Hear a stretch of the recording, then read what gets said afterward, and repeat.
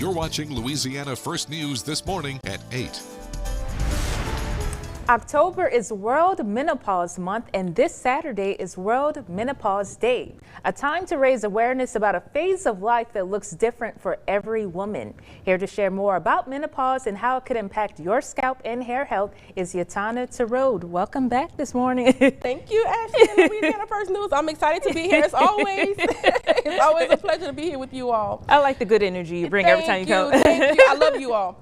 So here, this is the thing, you all, and I'm sure most of you can relate. As women, midlife, you're going through issues. Not only are you having stress, hormones, just changes in your attitude, but also actually it affects your hair. So most of the time when people are sitting in my chair and they're going through menopause or perimenopause, they're breaking out into a sweat. I mean, it could be I've heard about the heat with, just how hot women who have gone through that always feel. Yeah. And so the skin, which is the part of the scalp, is the largest organ, living organ in your body. So when it comes to hair, I'm using the analogy of a plant. So let's just take the analogy of the plant, right? Okay. So we have this plant. And anytime the body is going through things as far as a hormonal change, the hair is going to go through the life cycles of your anagen phase, telogen phase, catagen phase, and also exogen phase. Each hair follicle that we have has its own life cycle. So we'll take an analogy of a plant. With this plant in particular, we have this plant is not getting the nutrient that it needs, not getting the sunlight that it needs. It's all clogged up into this little powder here, and we'll look at our hair like that. So most times people are wondering, okay, why is my hair doing this? Not looking into a fact of as you begin to age and your body is going through different changes, hormonal changes, mineral vitamin deficiencies, your body is not going to respond the same as it did maybe when you're in your early teens and 20s. And that makes sense too. Just like you have to do different things to keep up with your health as you get older. Correct. And diet, nutrition, making sure that, not only are you taking care of the external part of your body, but also internally.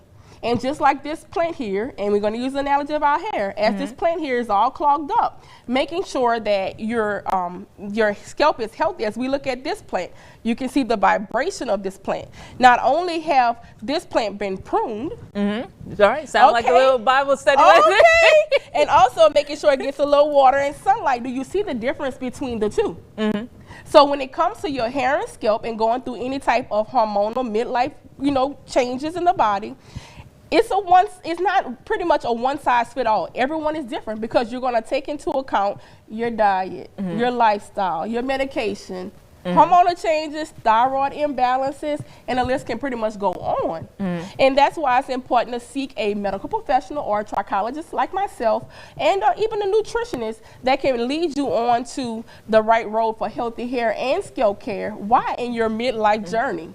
And I'm glad that you brought this up too, because of course I've heard about alopecia forever and hair loss, but since I'm still, on the younger side, I haven't gone through menopause yet, so I didn't even tie it together.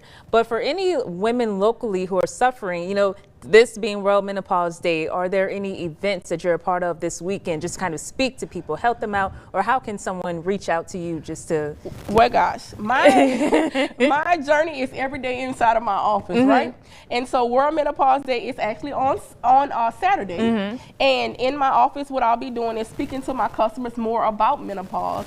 And then also too, in conjunction with breast cancer awareness, we'll be doing a couple of events at the end of this month as well. All right. Yeah.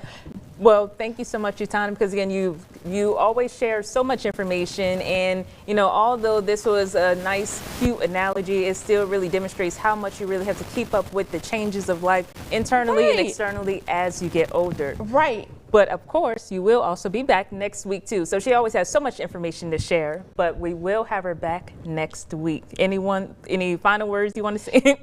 Take care of your hair. When one of the first receptors of underlying condition, you can see it in your hair. So if you notice if the viewers notice any changes regarding their hair or scalp or something doesn't feel right, because when you're going through any emotional issue or midlife concern with your hair or scalp or any type of internal factor, it's going to show up some kind of way your hair, doing your hair, and the texture can change. You can experience any type of shedding. It's not just hair loss, but you can experience shedding or even a change in the texture of your hair. So if you notice something, don't wait until it's too late. Oh, yeah. Because once that hair follicle is gone, it's gone. But there is still hope if a person does have a hair follicle. Now, sometimes the hair follicles can become miniaturized, but there's also, too, with the natural approach that can help someone on a healthy hair journey. Well, thank you so much, Utana. I want to hear so much more of what she has to say. But again, if you want to know more, she will be back again next Thursday to give us some more information and tips. Stay tuned for more coming up after the break.